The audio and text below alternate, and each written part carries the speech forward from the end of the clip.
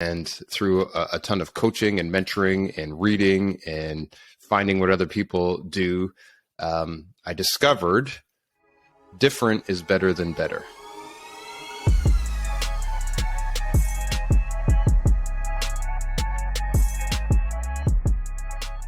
So welcome to episode 17 of The Interesting People You Meet. Dennis, I apologize.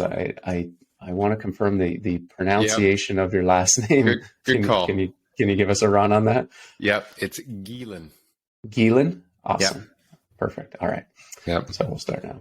Welcome to episode 17 of The Interesting People You Meet. We're glad to have our guest Dennis Geelen with us today. And Dennis is the founder and chief difference maker at his solo consulting company, Zero In, that he founded in 2018. Through Zero In, Dennis helps companies solve indifference by implementing strategies to build a brand customers love and culture where people are passionate to work. Author of the best-selling book, The Zero In Formula, Mr. Geelen has worked with companies in several industries, spoke at countless events, conferences, workshops, webinars with dozens of guest appearances on international podcasts. And now Dennis also helps other solopreneurs get started with his latest book, The Accidental Solopreneur, providing a playbook for success and told through a riveting and relatable parable that is getting rave reviews from entrepreneurs around the globe. Dennis, welcome to the podcast. We appreciate you being here. Yeah, thanks so much for having me, guys. Absolutely. And Dennis, we want to start this podcast a little differently than we have for others. Recently, you posted a really interesting LinkedIn post that rung true with me in my own entrepreneurial journey. And I thought perhaps that you could start with that. Perhaps you can read that for our audience, and then we'll get started. Yeah, it was basically just a real quick synopsis of my journey, and I just kind of laid it out for people. So here's what I wrote. For the first 40 years of my life, I was the typical follow the rules or follow the script guy, right? That safe path that we're told, get a post-secondary education, get a job, get married, buy a house, and put 10% away until you can finally retire at the age of 60 or 65. And I was happy with that. With a degree in computer science, I found a great job as a software engineer and quickly worked my way up into a management position. With a young family and a house, I felt like I was doing everything I was supposed to do. I was according to the script. The career was going great. I started to get more involved in strategy and planning, and then I moved into some different industries in senior management positions with my transferable skills. But something started to happen when I hit my late 30s. With the kids now older and with me having learned and accomplished so much in my career, I started to ask myself, is this it? There had to be something more to life. I started to get the itch, maybe take a risk, maybe bet on myself to leave more of a legacy. But that itch remained unscratched for a while until at the age of 43, I found myself laid off for the first time in my life. My safe career was gone. I was devastated. The initial reaction was to jump right back in and find another full-time job, get right back into the script. But there was that itch calling. With some prompting from my supportive wife and a safety net as a severance package, I decided to jump in, and that's when I started my own consulting practice, Zero In. Although I would say I was very naive in the beginning, I had a ton to learn. It wasn't easy, but I eventually figured things out. So now, fast forward 4 years later, here I am, I'm 47, with numerous consulting engagements under my belt, speaking engagements at events around the world. I now have 4 books published, and a side hustle where I coach and mentor other solopreneurs. And the best part is that I'm really helping others. Whether it's the businesses I consult with, the events that I speak at, through the books that I write, or the solopreneurs that I coach, I could not imagine ever stopping. It's not work. It's a legacy I'm leaving. Awesome.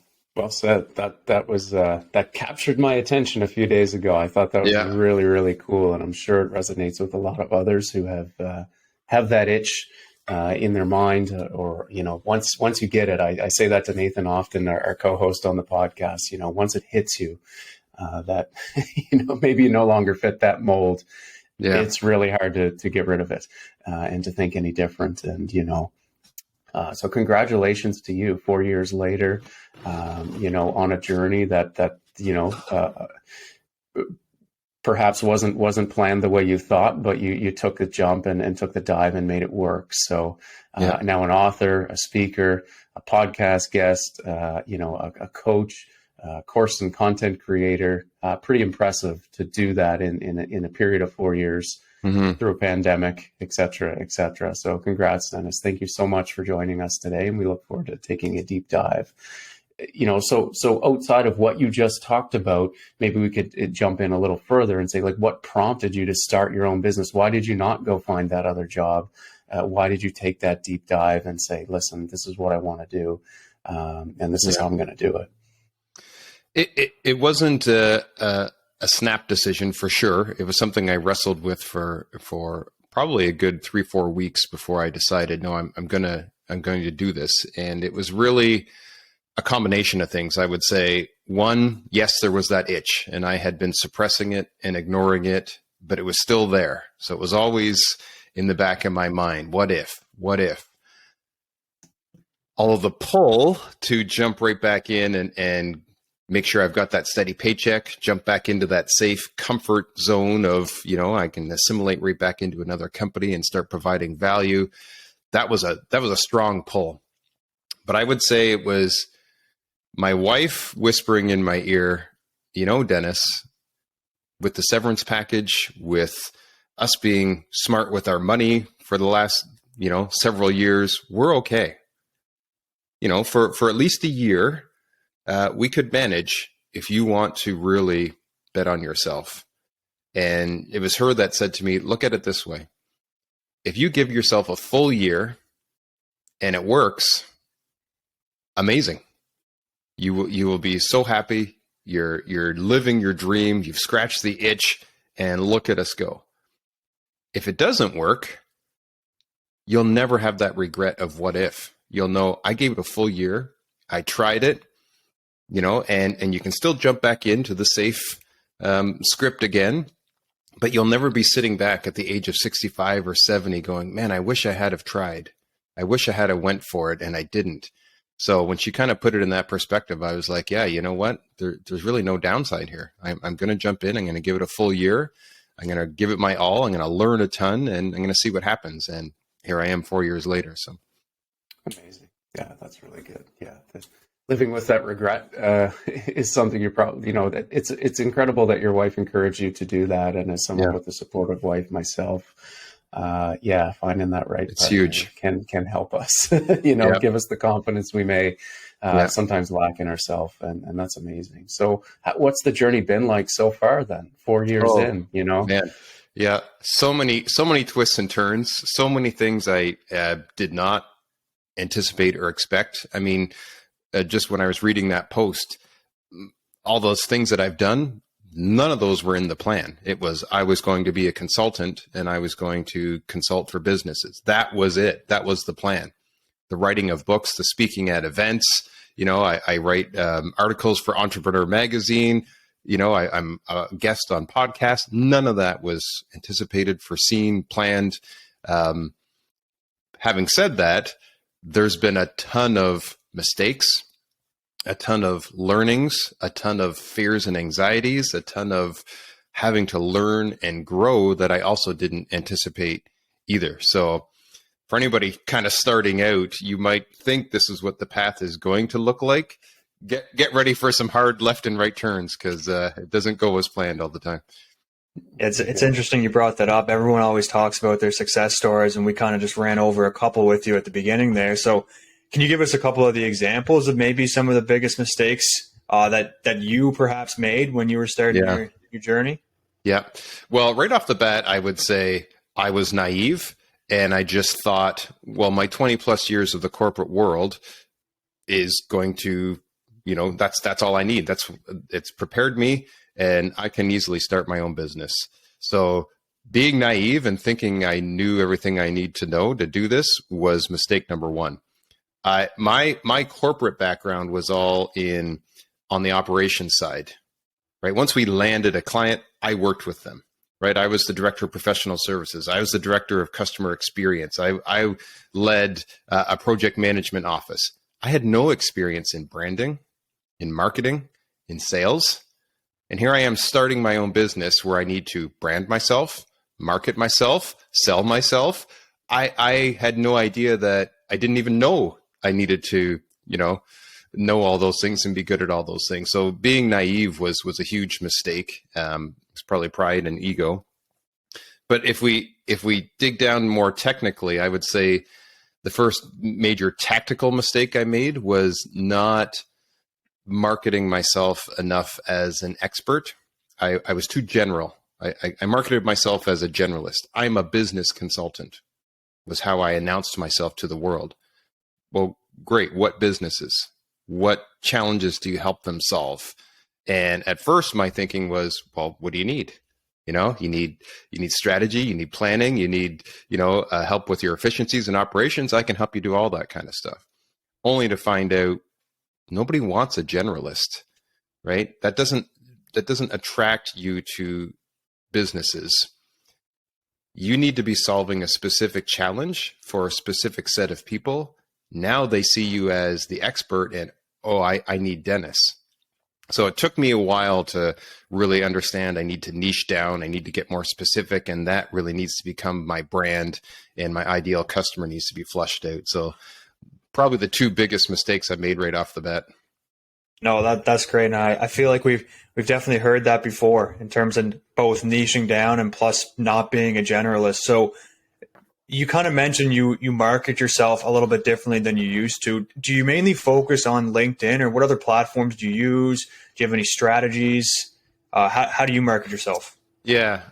Before the pandemic, I did a lot of in-person events, a lot of networking events. I joined a lot of different associations, local chambers, local networking, business networking events, and I was going to a ton of those and shaking hands, making conversations, trying my pitch. That was great to get instant feedback, see what resonates. Obviously, during the pandemic, that was gone. So yeah, LinkedIn is definitely my social media platform of choice. I mean, it just makes sense for somebody like me. There's, I think, 750 million people on LinkedIn, and they're there for business, right? Where else do you find a platform like that? Every other social media platform, people are there for a million different reasons, but LinkedIn, you're there for business. So your posts are not going to be scrolled past going, why is somebody talking about business on Facebook or Instagram, or what, you know what I mean? You're there for business on LinkedIn. So I've had to learn that platform, the algorithm, how to really reach out, how to connect, how to grow, how to build an audience. Cool. That no small feat either. That's we're still trying to figure it out. But fortunately, in following folks like you and some others, we're learning quite a bit. So thank you for putting yourself out there to help others learn as well. Through osmosis at this point, what made you how did you understand or realize that you needed to niche down and put yourself out there as the expert? What was it? That this pitch wasn't resonating, or you just said, you know what, this is my absolute bet. This is, my unique ability, as we may hear here in Canada from some business coaches. Is that what came to you? And you said, this is what I'm really good at and going to put it out there? Or?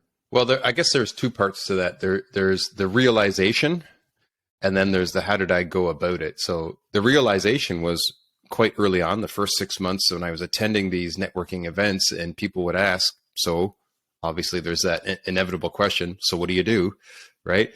And my answer was, I'm a business consultant. And there was always follow-up questions, right? Well, who? What do you do? What type of consulting? And I found myself answering all these follow-up questions all the time, because just saying you're a business consultant means nothing, right? There's a million business consultants out there. There's consultants for strategy, consultants for customer experience, consultants for employee experience, consultants for, efficiencies and productivity and leadership. And what specifically do you do? And it took a while. Maybe I'm a slow learner, but eventually had to be like, hey, instead of making people ask these follow-up questions, I need to figure this out, and that should be my lead. So then I looked in, well, how do you niche down? What does that look like? And that was a bit of a journey, figuring out, combination of what are my skills and my expertise, what are my passions, and where's there a market, and where does those three things all overlap for me? And even then, it was still a bit of an iterative process. Like I probably came up with a list of, well, these 3 or 4 or 5 things could be my niche based on all those factors. And I just started testing, seeing what resonated, seeing, where there was the biggest need, until after, a bunch of iterations, I finally hit on, this is the niche that I need to go with.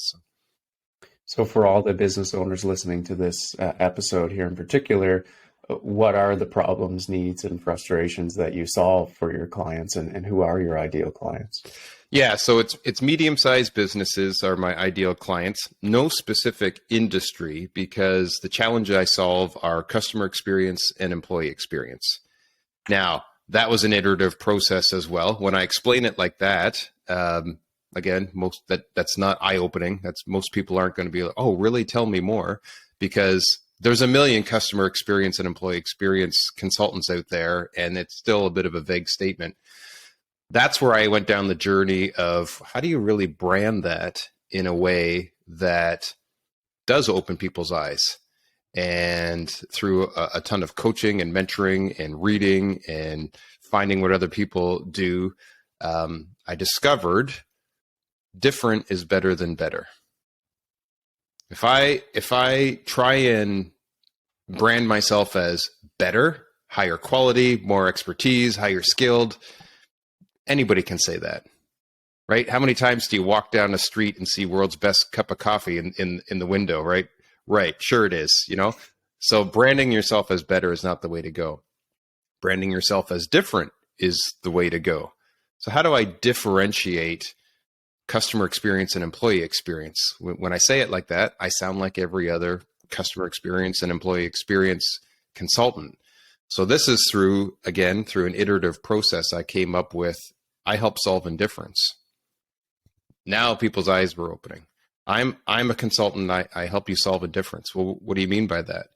Well, you have 2 big problems in your company. If you have indifferent employees, they're not passionate about coming to work each day. They're not excited to jump out of bed and come to work for you. You have indifferent employees. That's a massive problem. You need to build a culture where people are passionate to come to work for your business every day. And that would get a lot of head shaking. And yeah, actually, we have that problem. And what do you do? How do you do it? So solving indifference was huge, right? The other issue I would tell them is, maybe you have indifferent customers. Maybe you're just a solution out of, so many options they have. They're not passionate about your brand, about your product, your service. They're just indifferent. They might buy from you if you're the cheapest option or the most convenient option that day, but they're not a passionate follower of your brand. You have indifferent customers. You need to create a more customer-centric company that creates an amazing customer experience if you want to have raving fans.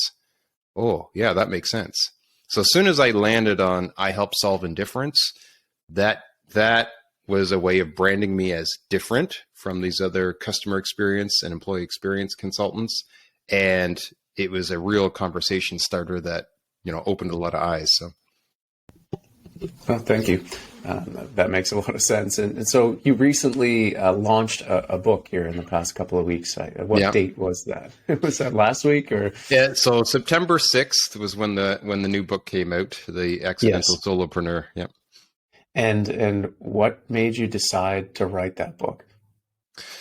Yeah, so as we mentioned, LinkedIn became my social media platform of choice, and a lot of the conventional wisdom out there is, hey, if you're building something, if you're starting a new journey, share your journey online. So that's what I was doing. On LinkedIn, I was sharing all about Zero In. I was sharing about how I was doing it, what I was doing, the mistakes I was making, how I branded myself, how I came up with my services, how it's going, what's resonating. And people loved that.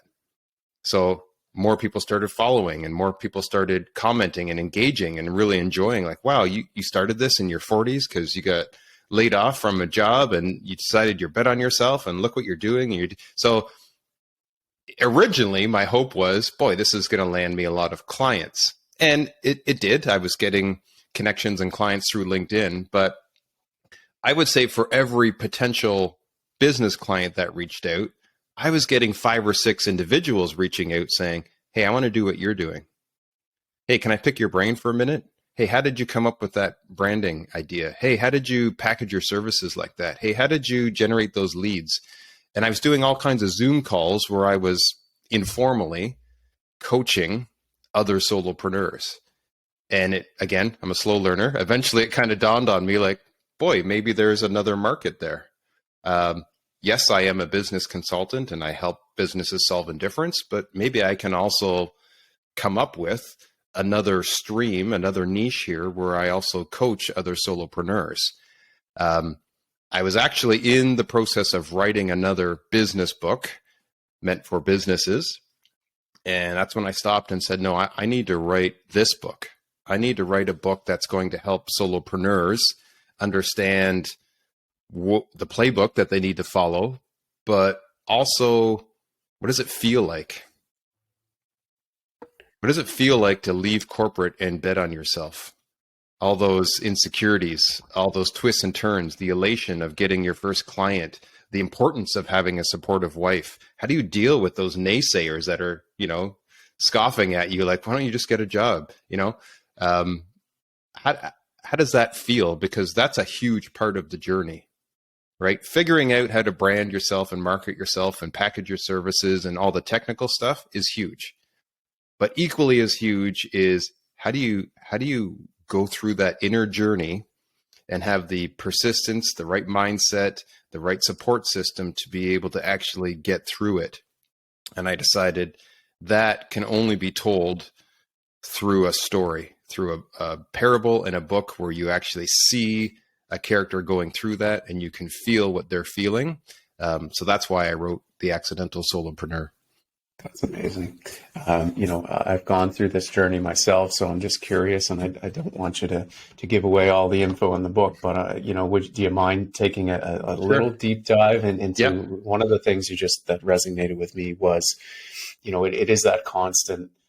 Well, I'll speak for myself. So, perhaps am I ready for this? Am I confident enough?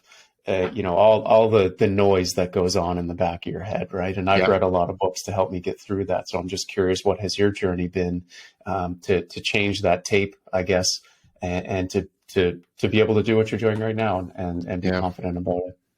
The biggest thing I found is when I'm idle, that's when my brain can go to those places, right? If I'm not packaging something or building something or creating something, when I'm not working with new clients or networking with new clients, when I'm not actually, putting together a speaking engagement, and if as soon as I have some idle time, that's when those doubts can creep in.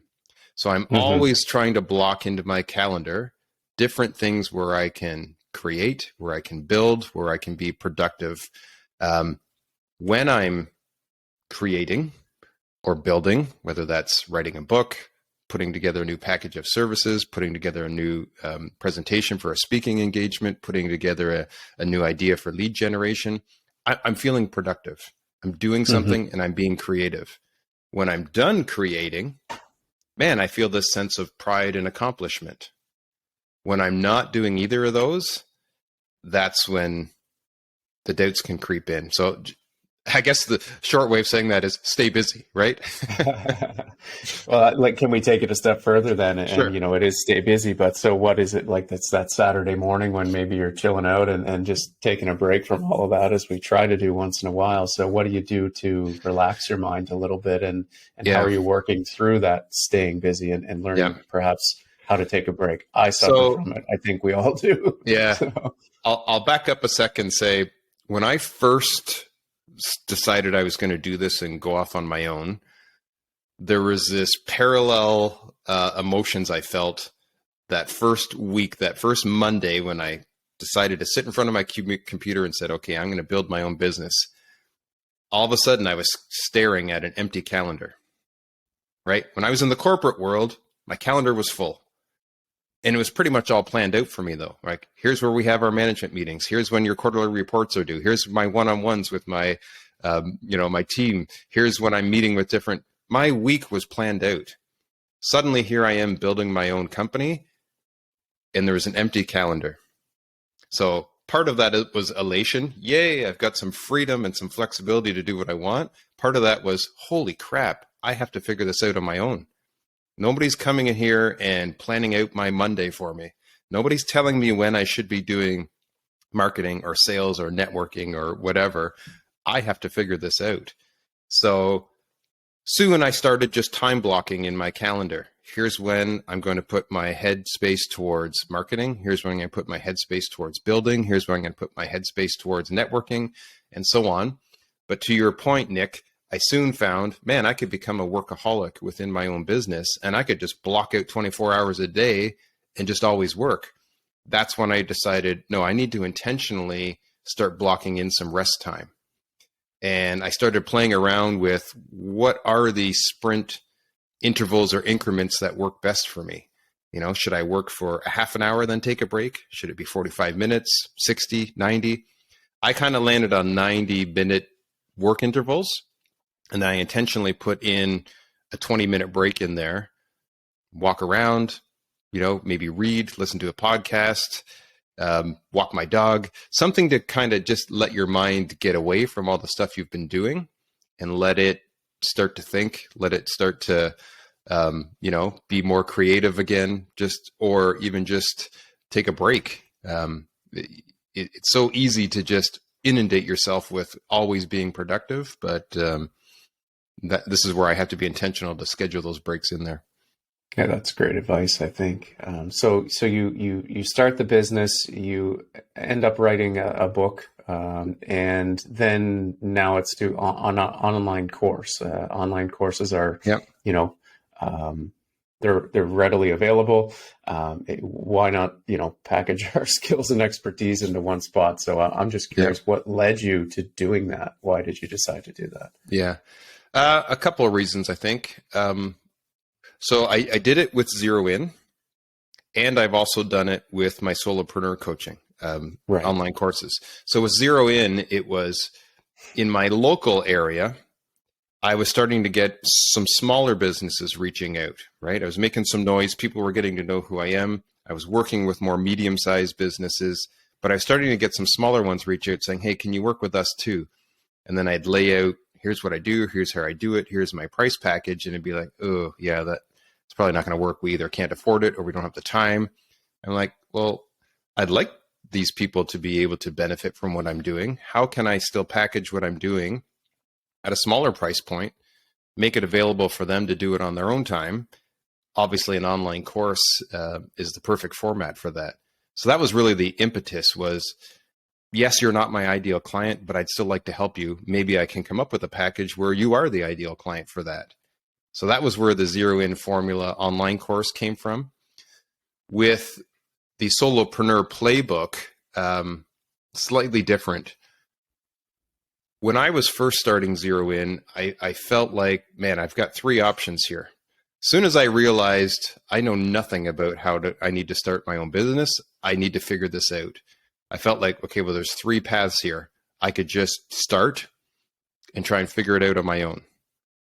Well, that could take forever, and I could waste all kinds of money and time trying to figure it out on my own. Although I did try that path for a while.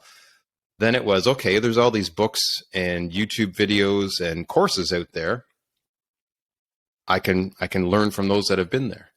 But then as soon as you start doing a search like that, it's like, okay, well, there's a million options. Which books do I read? Which YouTube videos do I watch? Which courses do I take? Holy smokes, that's overwhelming. And then which ones are the right ones for me? Because I'm building a solo consulting practice. I need a course or a book that shows me. I couldn't really find what I was looking for. I did read some books. I did learn a lot, but it still wasn't exactly what I needed. The other option 3 was, okay, I hire a coach or a mentor that's done exactly what I'm doing, and I pay them $1 gazillion to teach me how to do it, right? That didn't seem like a great option either, because I didn't have unlimited money, and I I still couldn't find the right person. All this to say, I created the course that I wish was available for me 4 years ago. I wanted something at a lower price point that just was, here's what you need. Here's exactly with the tactical, with a workbook to figure it out. Here's the 6 steps. Go ahead and do it. And you're going to save yourself, 6 to 12 months and all kinds of headache trying to figure this out on your own. That's awesome. Kind of sticking on the same path of the online course that you made. So I don't want to get too deep into it, and you don't have to say, but we're just kind of curious, what platform did you use for it, and how did you really get started to decide I'm going to make a 6-step process? So the 6-step playbook, I'll start there. That was really what I figured out over time after taking all these different paths and boiling it down. This is what I really ended up doing eventually. And here's what I need to do again if I ever want to, start this with another niche. And here's what I advise people anytime they have a call with me of, well, here's the 6 steps you need to go through. So that was kind of me boiling it down. As for the platform, for the Solopreneur Playbook, I went with Gumroad. Very easy, user-friendly. There's no cost upfront. A lot of e-learning platforms, you have to pay a membership just to even create an account before you even have a course on there. With Gumroad, it's free to use. They just take a small commission anytime somebody purchases your course. And you can sell stuff other than courses as well. You can sell ebooks, you can sell cheat sheets, download surveys, whatever. I think the most popular thing probably on Gumroad would be courses, but I tried out a few, and that was the one that really resonated with me. So awesome. And do you market this online course on your LinkedIn, or is that mainly where you focus, or do you do like videos on it as well? It's been mostly LinkedIn. I'm starting to get more active on Twitter as well, but as we know, each social media platform is different. The algorithm's different. Figuring out what works is different. So LinkedIn has been my main networking and marketing tool. So cool. Dennis, you referenced a lot of reading and courses and the confusion and that. So outside of your own courses that you're providing, as you went through on your journey and figured some of this out as entrepreneurs and as an entrepreneur, I certainly lean towards different authors that I like and certain subjects and that type of thing. So I'm just curious, outside of your own work and what you're creating, who do you admire? Who do you look up to? What books have you read to help get you where you are today? Yeah, so I guess I'll answer that in 2 parts, because on the zero in side, where I'm doing business consulting, love Patrick Lencioni books. Okay. He talks a lot about consulting and working with businesses and organizational health, and he writes a lot of his books in the form of a parable. That was my inspiration for writing The Accidental Solopreneur in the form of a parable. So can't get enough of Patrick Lencioni's work. But within my own journey of creating my own business and now helping others create their own, several people that I follow and look up to. On the marketing side, I would say Caitlin Bourgeois is probably had the biggest influence on me. She's the CEO of a company called Customer Camp. She has a weekly newsletter called Why We Buy, and she's all about customer psychology.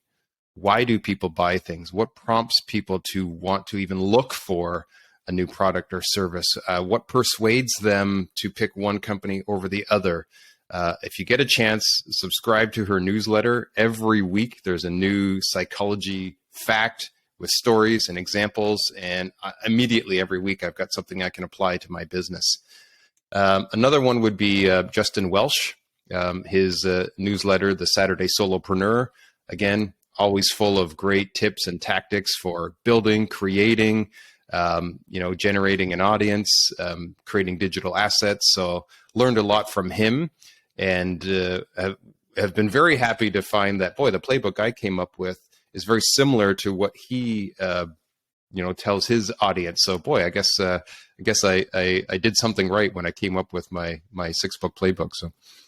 Amazing.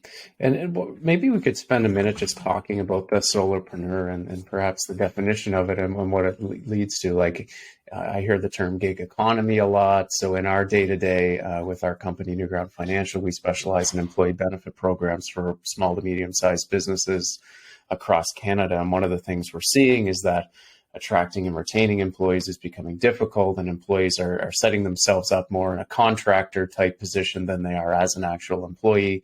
Employers sometimes like that, and sometimes they don't. But we're seeing this transition in the way the workforce runs, and that, folks perhaps are choosing to work for multiple companies, or putting up their own shingle, so to speak, and working for multiple and providing their services. So, do you mind riffing on that just a little bit of where you see the economy, the structure of companies hiring these types of people? There's definitely a trend in that direction. I think some companies are uncomfortable with it. I think there's some companies that still view it as, no, you are one of my employees. You don't need a personal brand. You shouldn't have a personal brand. You shouldn't be doing anything outside of what you do for me, which I think is a very antiquated way of looking at the world. We are all unique humans. Just because somebody decides to start a podcast that they do on evenings or weekends doesn't mean that they're no longer a good employee or loyal to your business. So I think leaders have to start getting past that. And you can even go in the other direction and go, this is a great thing. What if this guy's podcast, what if this lady's newsletter really takes off? They're associated with our company and our brand. This is good for us.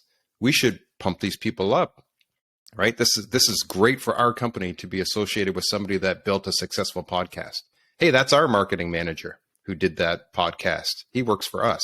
Hey, that's our, lead sales generator specialist that created that newsletter about sales. Where do you think she got all that? She works for us, right? Like, so that's great for a company to have those types of employees. Plus, as I've learned, when you go off and start your own thing, you learn and grow so much, not just as a business person, but as an individual. I mean, as a husband, as a father, as a friend, just as a person, I have grown leaps and bounds over the last 4 years. Who doesn't want an employee that's growing and learning and maturing? Like, it just makes sense that you encourage people to do this. Obviously, there needs to be boundaries. You can't have it interfering with their work. You can't have them doing something that's counter to the values of what your company stands for sure. But I would definitely think it needs to be encouraged, and I think we're going to continue to see more of it. Absolutely. Awesome. Well, Dennis, we've learned a whole lot about you. We really appreciate your time. Just to close out, I would like to ask a question, and that is, what question do you wish people would ask you more often? Oh boy, good one. I wish people would ask me more, what has it felt like? Most of the time, people are asking me the how-to questions, right? How do you brand yourself? How do you market yourself? How do you package your services? And those are great technical questions that you need to answer and you need to get good at. But so many people are unprepared for that inner journey that comes with betting on yourself and growing your own business. And that's, again, why I wrote The Accidental Solopreneur. I didn't want to just tell people, I want to show them. This is what it feels like. So be prepared for that journey as well. Amazing. Well, listen, Dennis, we really appreciate your time here with us. To our listeners, Dennis has graciously offered a 40% discount off his online course, the Solopreneur Playbook. We will post this in the show notes, so you can review that and grab the link and jump on and take advantage of his course and learn what he's putting out there. So, Dennis, thank you so much for joining the Interesting People You Meet. We appreciate it, and hopefully we'll connect sometime in the future as well. Yeah, thanks so much for having me on, guys. Thanks, Dennis.